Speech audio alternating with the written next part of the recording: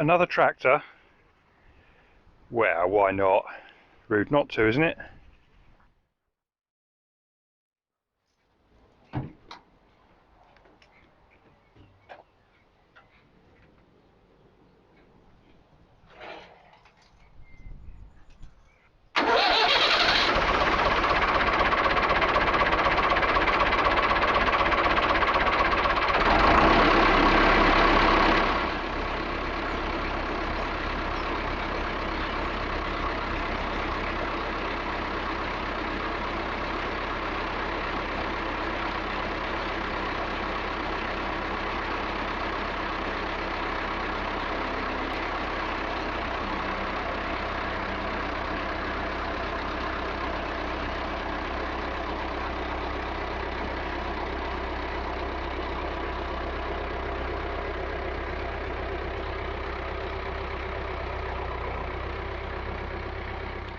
Okay then, let's have the story, shall we? This tractor, I stress, I have not bought it. It does not belong to me. We'll call it a long-term loan. I think that's best described that way. And there's a bit of a story behind this tractor. It belongs to a friend of mine who I've known for many years. He actually owns the Triumph Spitfire that is in the shed, and I'm currently doing some work for him on that. And he recently moved house, and prior to that he had quite a big garden, and now he's got a smaller garden and not so much space, partly why I've got the Spitfire. And this tractor was in use on his other property, but now has sat now for 18 months in his garden since he moved, and it hasn't turned a wheel since, pretty much. I think he started it once. It is one of those tractors which you put a battery on it, make sure we got fuel, and it starts first time, every time. And it's been in his family pretty much from new. It's a K registered, I believe. I'm not 100% certain, but I think it's a K, which makes it 1972, late 71/72. David Brown 996.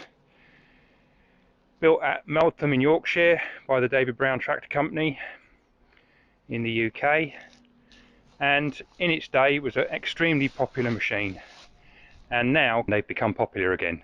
So why have I got it? Well, I've got it because first of all I can put some good use to it, and I can look after it for him. It's got a few issues on it, one of which you've probably seen with the loader when I lifted it up just a minute ago off the trailer. The loader hardly lifts. There's plenty of oil, but there's hardly any power to lift the loader for some reason. It's as if there's no oil in it, but I must confess I don't know what's wrong. It might be a blocked filter or something like that, but we've got to check that out. It's got power steering issues. The power steering hose has blown, so we've got to get that repaired. Other than that, it's a pretty good tool. Now, the fact that it's got a loader on it makes it extremely useful, once it works, of course, like everything else. It's only any good if it works. But not only has it got a front end loader, it's also got a back end loader as well. This is a McConnell power arm, number 44. Ancient piece of kit, built by the McConnell company, and it is like an attachment on the back of a tractor to give you a back actor. And this is the unit that came off this tractor. Now, this unit that is here has been here for about 5 years, and that's the second reason I've got the tractor, really, is because I need to use this unit. I need to get it moved from where it is, and you can't really move it very well without the tractor. You can lift it, but it's like a spider. It bends and twists in the middle and pivots and all sorts of horrible things. It's really hard to move without the tractor. And it's not in the way as such, but I'd like to be able to have the opportunity to move it. And this power arm, it comes with various buckets, one of which is there. And underneath in there, we've also got a flail unit for hedge trimming. And when my friend moved house, we had to move the flower unit, which is why that is now here as well. So everything is back together again. And the plan will be to put the power arm back on the back of the David Brown so I can move this power arm about. And at some point get it all running, get it all up and running and get it working so that we can use it. And you know, so it doesn't deteriorate anymore, basically. I mean, it sat in his garden for the last 18 months, not done a thing.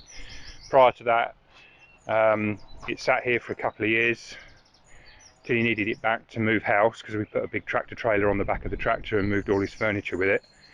And prior to that, it was sat in his garden and used periodically for grading a driveway and a little bit of garden work. And I mean, don't get me wrong, it was a big garden, like, you know, bigger than garden mower size. It was a big, you know, ride-on mower. It was a big garden. So he needed a tractor, but now he doesn't. So it's come over here, and we're going to put it right at some point when I get the opportunity, and going to bring you guys along for the ride. Now, the other little story about this tractor is I've had a very long association with this machine. In the intervening years, not so much, but when I was an apprentice, or what constituted an apprentice, in 1984, I worked at Shuttleworth College, which was an agricultural college, and still is actually, but now part of Bedford College. But at the time it was a private or a standalone, independent, let's call it, agricultural college. I worked there in the machinery department as an apprentice on the young worker scheme and the youth training scheme in the mid 80s. And this tractor was part of the fleet in the college. I don't know with my friend's father, who I worked for, whether he owned this tractor or whether he bought it from college when the college closed. I don't actually know the full facts about that, but as far as I'm aware, it's been at Shuttleworth College pretty much all its life, up until the college closed the first time around and was no longer an independent. And my friend's father, who I worked for, he lived in the locality not far away, and this tractor ended up at his house in the massive garden, which my friend then inherited when he passed away. And the curious thing is that I actually, 40 years ago, I actually used to service this tractor, this very same machine, 40 years ago, in the machinery centre for the students to use and work on and learn how to do basically tractor mechanics. That was it, and that's what I was learning to do. And I serviced this machine to keep it in good condition, and this was probably the best serviced David Brown 996 in the county.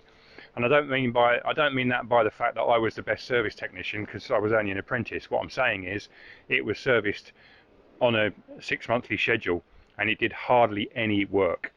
Yes, you could argue that the students may have abused it a little bit, but it is an extremely straight tractor. We have all of the cab glass, we have all of the cab doors. It's got lights on it. The plastics are getting a little bit sorry for themselves. Some of the rear lights have got smashed a bit, but these are all replaceable.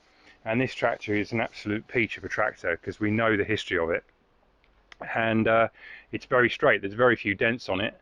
The cab's got a bit of a dent at the top there, but other than that, it's really, the bonnet's in good nick, the cowling is in very good nick, especially for a loader tractor.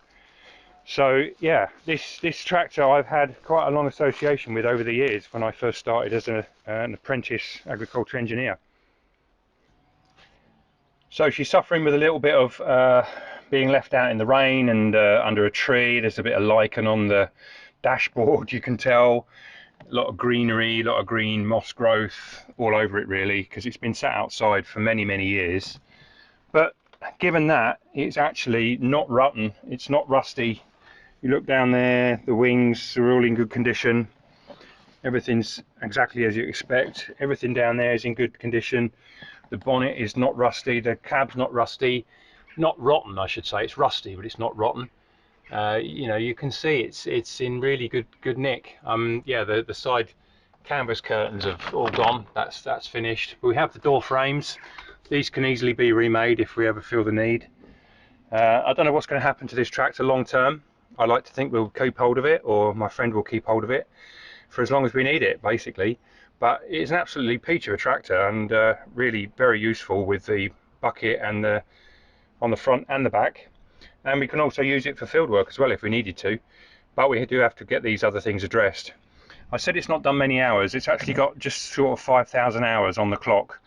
So yeah, for a 40-year-old, well, no, 50-year-old tractor, 5,000 hours is obviously very, very low. So it's not done much work at all.